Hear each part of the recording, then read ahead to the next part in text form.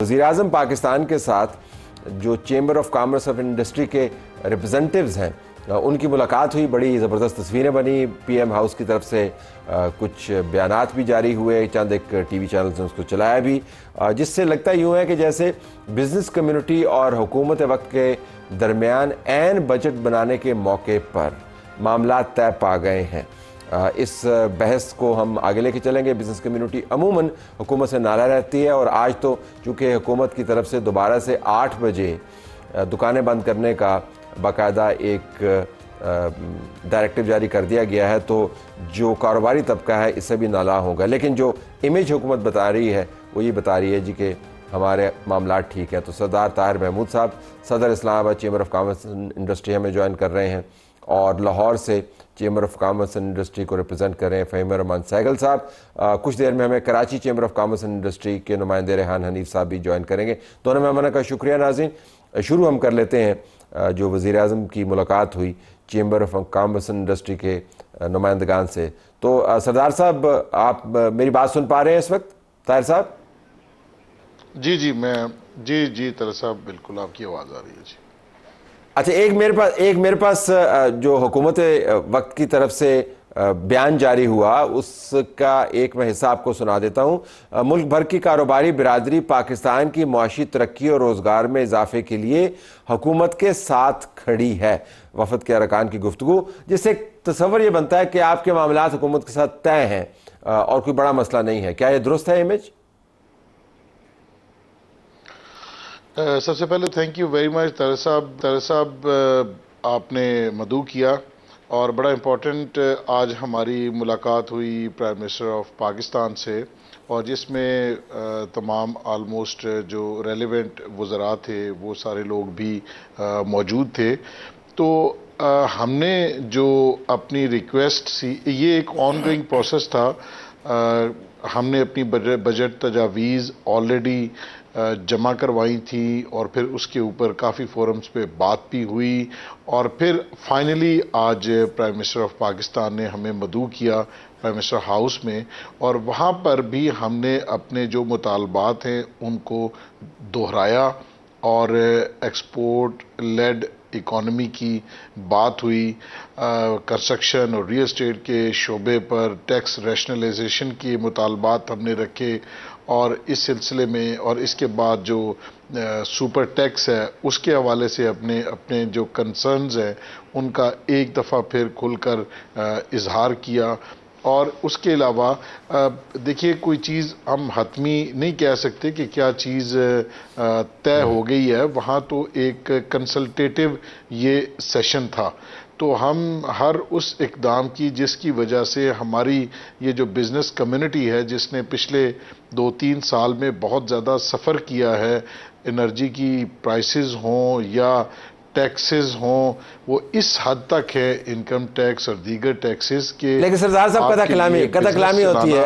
अगर मैं आपसे पूछ पाऊँ, और मैं ये सवाल फ़हीम साहब के पास भी लेके जाऊंगा, लेकिन फॉलो अप के तौर पे आपसे, क्या वाकईतन समझती हैं कि हुकूमत के पास वो स्पेस मौजूद है जिसके अंदर आपके बहुत सारे मुतालबात को मान ले?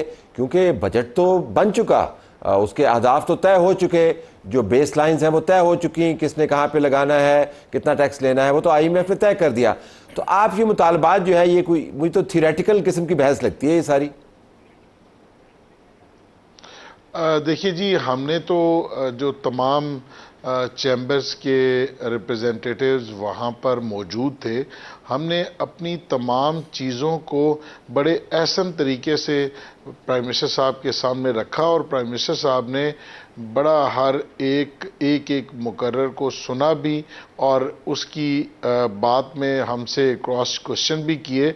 मैं समझता हूँ कि ये ज़ाहिर है, आप क्योंकि पिछले 2-3 महीने से ये बजट की प्रिपरेशन का अमल जो है वो जारी है, तो इसमें बहुत सारी चीज़ें तो हो चुकी। लास्ट मिनट कुछ ट्वीक्स जो हो सकते हैं या जो हम एक्सपेक्ट कर रहे हैं वही हमने उनके सामने रखे, और अब जो हतमी बात तो उसी वक्त ही होगी जब जिस वक्त ये बजट आएगा। तो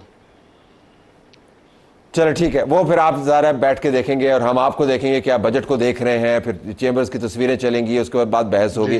फ़हीम साहब, तो आप ट्वीकिंग करवाने के लिए गए थे वहाँ पे मामलात को, आप तो क्या अपने बड़े मुतालबात लेके गए थे, और वाक़तन क्या आप समझते हैं कि स्पेस हुकूमत के पास मौजूद है कि वो चंद एक चीज़ों पर इम्प्लीमेंटेशन करे जिसका तज़करा पहले हो चुका है? बिस्मिल्लाहिर्रहमानिर्रहीम। थैंक यू तलत साहब। सबसे पहली बात तो ये है कि ये जो मुलाकात थी, एक जो पिछले चंद हफ्तों से एक एक्सरसाइज चल रही थी, ये जो बिज़नेस कम्युनिटी से जो मुख्तलिफ वज़रा कर रहे थे, SIFC में भी हम लोग गए, पार्लियामेंट में भी गए, और कॉमर्स के सारे मिनिस्टर से हमारी मुलाकात हुई, कॉमर्स सेक्रेटरी कॉमर्स से हुई, और जो हमारे पॉलिसी वाले लोग हैं उनके साथ भी हमारी अच्छी खासी डेलिब्रेशन हुई थी। ये उस मुलाकात का आउटकम क्या है? मिलने के लास्ट एपिसोड आउटकम क्या है? हमें आउटकम बताइएगा, हमें आउटकम बताइए। आपको पहले देखें, मैं बताऊं तलत साहब, जब तक हम अपना किसी भी कोई जब आप डायग्नोज कर लेंगे ना किसी इशू को, तो उसका ट्रीटमेंट बड़ा आसान होता है। मैं समझता हूं कि जब तक हम IMF के प्रोग्राम में हैं तो हम ये बजट बिजनेस फ्रेंडली, या जिसे कहते हैं अवाम फ्रेंडली, अवाम दोस्त बजट या बिजनेस फ्रेंडली बजट नहीं बन सकेगा। जो ग्राउंड रियलिटी ये है कि देखें, कॉमर्स एक ऐसा सब्जेक्ट है जिसमें हम चीज़ों को मैनिपुलेट नहीं कर सकते। 1 + 3 4 होगा, 2 + 2 4 होगा। आप किसी तरह के इसको किसी तरीके से इस फिगर को झुटला नहीं सकते। 3 + 2 4 नहीं हो सकता। तो मैं ये समझता हूँ कि इस वक्त जो सिचुएशन है, जब तक हम IMF की बेसाखियों से आज़ाद नहीं होंगे, जब तक हम अपनी मुल्क की मईशत को, अपने जो हमारे एग्जिस्टिंग रिसोर्सेज हैं पाकिस्तान में, उन को बुनियाद बनाकर अपनी मईशत को नहीं खड़ा करेंगे, हम अपनी मर्ज़ी के बजट नहीं बना सकते। लेकिन समहाउ गवर्नमेंट इसमें, इन्होंने जिस तरह हमने एक पूरी एक्सरसाइज की है, उनकी सीरियसनेस नज़र आई है। प्राइम मिनिस्टर साहब ने भी बड़े अच्छे तरीके से हमें सुना, एक एक बात का जवाब दिया, बहुत सारी चीज़ें हमने रखी हैं। देखें, हमारे मुल्क का इशू क्या है। हमारा मुल्क वो है जो काफ़ी मैं इशू पे आता हूँ, ज़रा मैं इशू पे आता हूँ, लेकिन आपने जो बात की ना IMF के हवाले से, वो मैं ज़रा रेहान साहब के सामने लेके जाऊँगा। रेहान साहब कराची चैम्बर को रिप्रेजेंट कर रहे हैं, आपको आवाज़ आ रही है मेरी? जी जी तलत साहब, आ रही है आवाज़। निकल जाएं क्या IMF के प्रोग्राम से? नहीं, देखें तलत साहब, IMF के प्रोग्राम से हम नहीं निकल सकते। 2027 में अगले साल ये प्रोग्राम का तो यकीनी तौर पर इस वक्त जो हालात है, हुकूमत जो है नए प्रोग्राम में जाएगी, तो IMF के प्रोग्राम से तो नहीं निकल सकते। लेकिन अगर मैं थोड़ा सा आप मुझे अगर मौका दें, मैं आज की मीटिंग के बारे में बताऊँ। देखिए, आज की मीटिंग बड़ी सैर हासिल हुई है। मिनिस्टर साहब ने तमाम गुफ्तगू सुनी है। हुकूमत के पास कोई फिस्कल स्पेस ऐसी है नहीं, ऐसे ख़जाने हैं नहीं कि वो हमें कोई रिलीफ दे सके। तो मैंने उनको वो जगहें बताई हैं जहां अरबों रुपए की लीकेज हो रही है, अरबों रुपए हमारे ज़ाया हो रहे हैं, वो रोक कर उस पैसे से हमें रिलीफ दिया जा सकता है। और दूसरा, जो गुजारिशात 3-4 महीने की थी, उन 2 गुजारिशात पे तो फौरी तौर पर वज़ीर-ए-आज़म साहब ने ऑर्डर इशू कर दिए वहीं बैठे बैठे। तो 2 जो चीज़ें मैंने उनको बताई हैं जहां हुकूमत नुकसान कर रही है, एक फाटा पाटा का कानून जो लाया है, जो रिलीफ दिया गया है, वो फाटा के लिए दिया गया है, लेकिन उसका बड़ा मैसिव मिसयूज़ हो रहा है। माल फाटा के नाम पे आता है, बिकता पूरे पाकिस्तान में है।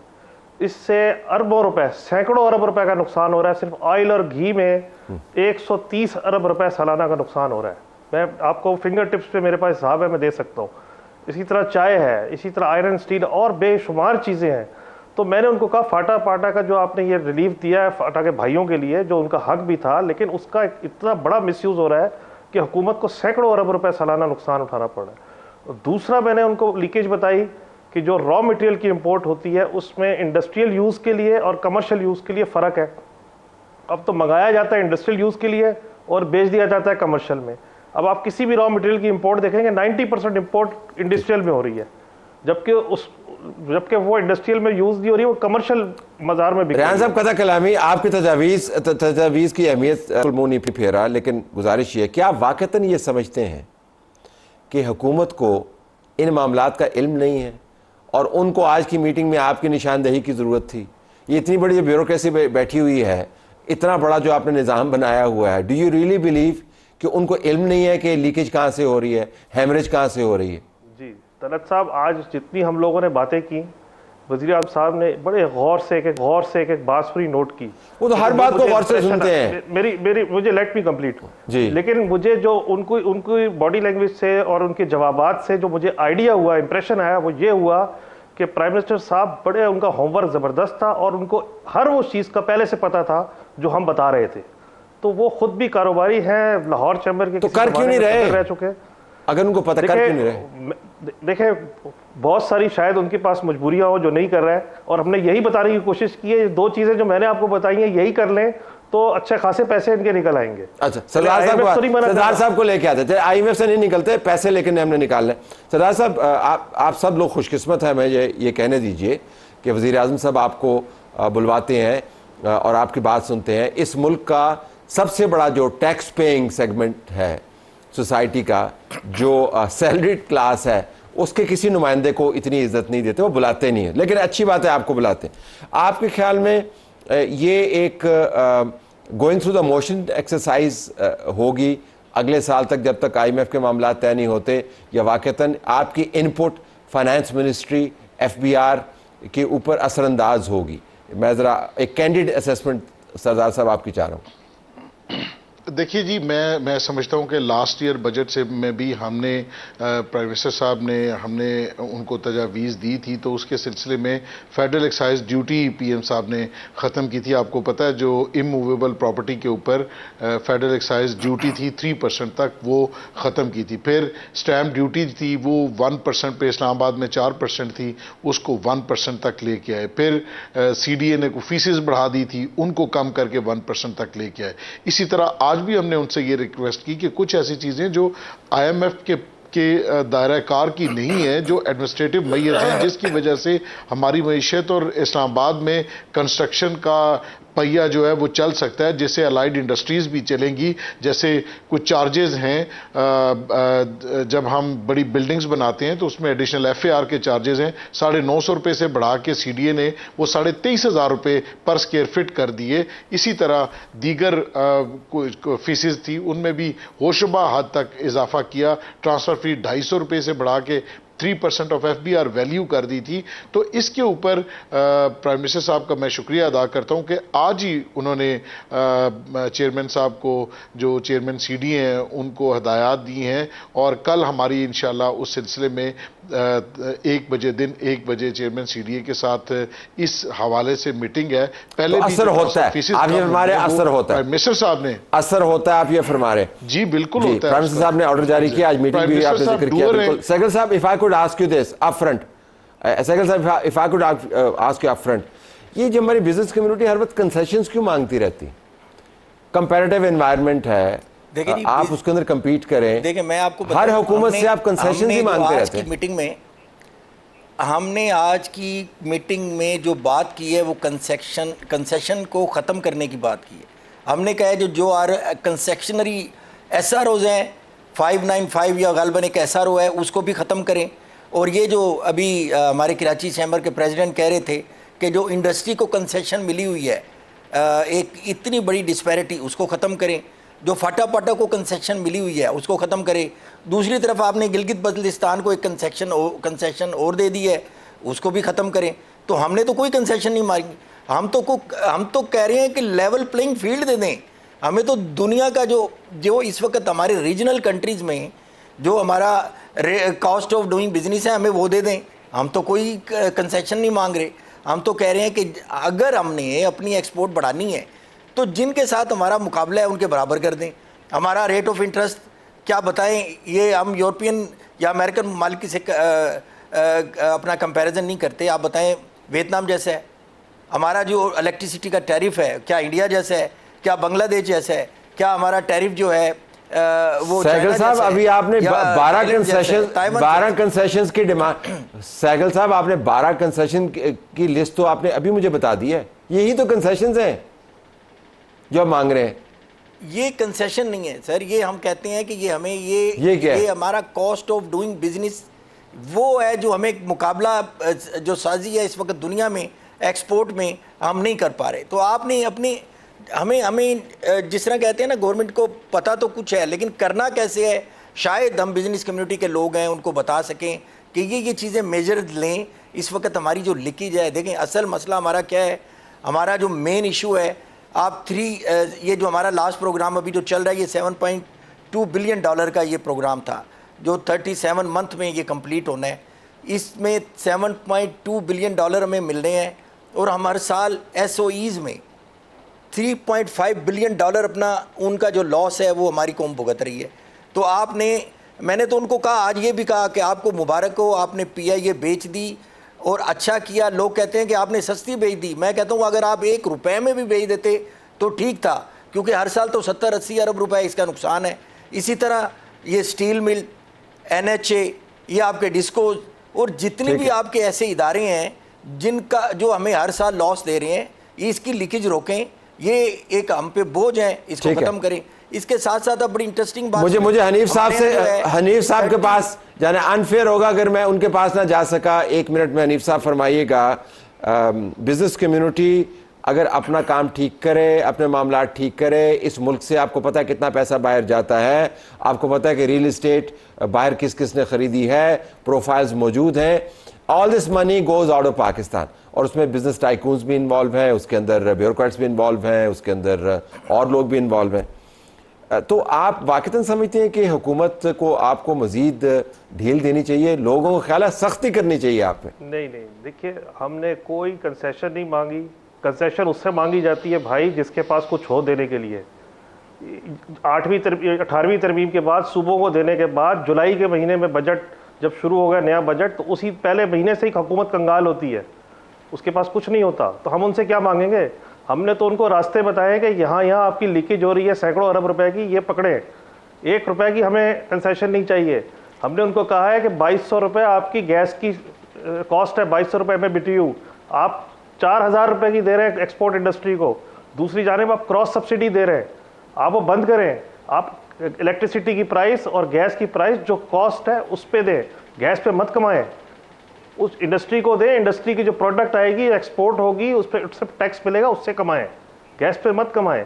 हमने कोई कंसेशन नहीं मांगी, इनके पास है ही नहीं कुछ देने के लिए, तो हम मांगेंगे क्या? ओके।